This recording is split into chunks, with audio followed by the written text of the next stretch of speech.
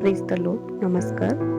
मोर समस्त विश्वासी माँ बापा भाई भौणी मान को जीशु नाम रे मोर नमस्कार और स्वागत मध्य जनाउछि। आज आमे माने एही वीडियो रे जानिबा इस्राएलिय माने युद्ध रे हारि जाइतिबा कहानी। काहेकि से माने से नगर रे हारि जाइतिले आउ तापरे कोन सब घटना घटुछि आउ जहाँ घटिथिला ए वीडियो रे आमे माने जानिबा। हम शेष वीडियो रे जानि पारिथिलु कि परि इस्राएलिय लोक माने जिरिह नगर को जेपरिक बलवान कांथ भांगी समस्त नगर को जय कले आउ राहाबं को आउ तांकर परिवार को आउ राहाबंकर समस्त लोक मान को छाड़ी अन्य लोक मान को आउ गाय गोरु अटो गध समस्त पशु मान को भी मारी विनाश कर देइथिले।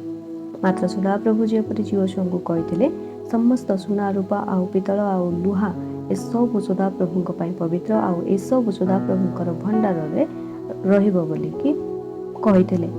आउ समस्त इस्राएल लोक माने जोशुआଙ୍କର कथा सुनी समस्त कथा प्रकार काम कले। मात्र आखन जे कि जुदा वंशर लोक थिले सेही लोक परमेश्वरଙ୍କର कहला कथा प्रकार न करी सेही जिरो नगरर नष्ट कला बेले किछि सुना रूपा वस्त्र ए सब लोभ करी तांग तंबुरे नै माटी खोली ता भितरे पति लुचै रखिथिला। आउ सेही कथा इस्राएलीय लोक मानकु काहाको भी जणा नथिला।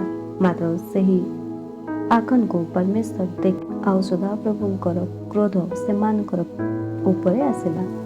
आउ सेही आखन रो पाप पई समस्त इस्राएलीय लोक मानकर पाखरे पाप आसिला। ए कथा केही जानि पारि नथिले। जेतेबेले जोशुआ लोक मान को कहिले अय नगर अनुसंधान जाओ बोली आउ लोक माने जाई देखिले अल्प लोक से नगर रे अछंती। सेतिपाय से लोक माननकु सहजरे जणी पारिबु बोली से माने भाबिले। आउ जेतेबेले से देश अनुसंधान रु फेरी आसिले सेतेबेले से माने जोशुआ को कहले कि समस्त लोक न जानतु मात्र 2 ରୁ 3 हजार लोक इस्राएलिय माने अय नगर को रास्त करे आसंतु। सेतिपाय इस्राएल लोक माने कम से कम 3000 लोक से नगर को गले। हेले ए कथा जानि नथिले परमेश्वर सेमानकु रागी छंती बोली आउ सेमाने से अय नगरर अल्प लोक थिले भी निज बाहुबल रे परास्त करि पारिबे नाही बोली जानि नथिले। परे जेतेबेले सेमाने से अय रे गले सेतेबेले अय लोक माने इस्राएलीय लोक मानकु तांकर नगररु घरे बाहर कले आउ 36 जनकु आघात भी कले। एपरि बाइबल रे लेखा अछि। एही घटना पाई समस्त लोक मानकर मन तरली पानी हे गला। किपरि अय नगरर लोक माने इस्राएलीय लोक मानकु गढ़ई मारिले आउ सबु घटना पाई जोशुआ आ समस्त लोक माने दुख कले आउ सदाप्रभुଙ୍କର सिंधुक पाखरे अधमुख होय संध्या पर्यंत बसी रहिले आउ निज निज मुंडरे धूली पकेइले। आउ जोशुआ सदाप्रभुଙ୍କୁ काहेकि आउ मानकु जर्दन पारी करी आनिले। आमे माने एही लोक मानकर हाथ रे मरिबा को कि बोली बहु दुखरे कहले आ पचारिले हे प्रभु सदाप्रभु मु एबे कोन करिबी बोली।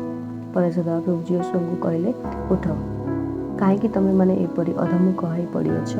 आम आज्ञा न माने इस्राएल पाप करिछि आ जेउ कथा आमे मना करिथिलु सेही काम ही करथिबारु आमे रागिछु बोली जोशुआ को परमेश्वर जणाइले। से पाप करिथिबारु शत्रु आगरे ठिया है पारिल नाही आउ सेमानकर पाखरु पळै आसितबा कथा कहले। आउ जेबे सेई पाप तम मानकर भितरु दूर न कर तेबे आमे तम मानकर सांगरे आउ रहिबा नाही। सेते पई एबे उठी लोक मानकर पाप दूर करबा को कुह आउ जे पाप करिछ सेतिरु अलगा हो हेले आमे तम मानकर सह रहिबा बोली परमेश्वर जोशुआ को कहले। पर जोशुआ परमेश्वरଙ୍କର कहला प्रकार समस्त वंशर लोक मानकु सदाप्रभुଙ୍କ आगरे आनिबाकु कहले। आउ जहा थारु सही चोरी जिनिष जहा जिरिहरु लुचै रखिथिबा जिनिष मिलिबो ताकु आउ तार समस्तଙ୍କୁ नियारे पड़ी नष्ट करदेबे। सेही लोक सदाप्रभुଙ୍କର कथा न सुनी मूढ़तार काम करिछि बोली कहले। पर लोक माने जोशुआଙ୍କର कथा सुनी डरिगले आउ समस्त लोक मानकु जोशुआ सेही आर दिन सकाळु निज निज वंश अनुसार सदाप्रभुଙ୍କର पाखरे ଲୋକମାନଙ୍କୁ ଅଣାଇଲେ। ପରେ ସେହି ବଂଶରୁ ଯୁଦା ବଂଶର ବୋଲିକି ଜଣାପଡ଼ିଲା।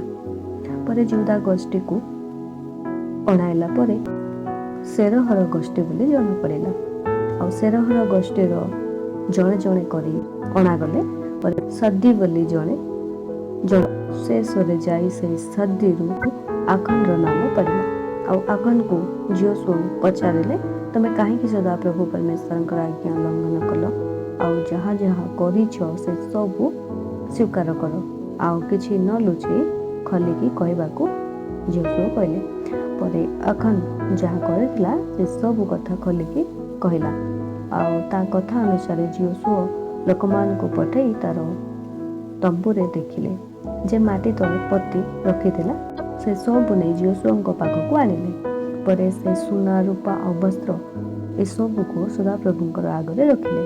ପରେ ଆଖନକୁ ଆଉ ତାର ପୁଅ ଝିଅ ଆଉ ଗୋରୁ ମେଣ୍ଢା ସମସ୍ତଙ୍କୁ ବାହାରୁ ନେଲେ। ଆଉ ଯୋଶୁଆ ଆଖନକୁ, କାହିଁକି ତମେ ଆମମାନଙ୍କୁ ଏତେ ବଡ଼ ଦୁଃଖ ଦେଲ? ଏବେ ଦେଖ ସଦାପ୍ରଭୁ ତମକୁ ଦୁଃଖ ଦେବେ ବୋଲି କହିଲେ।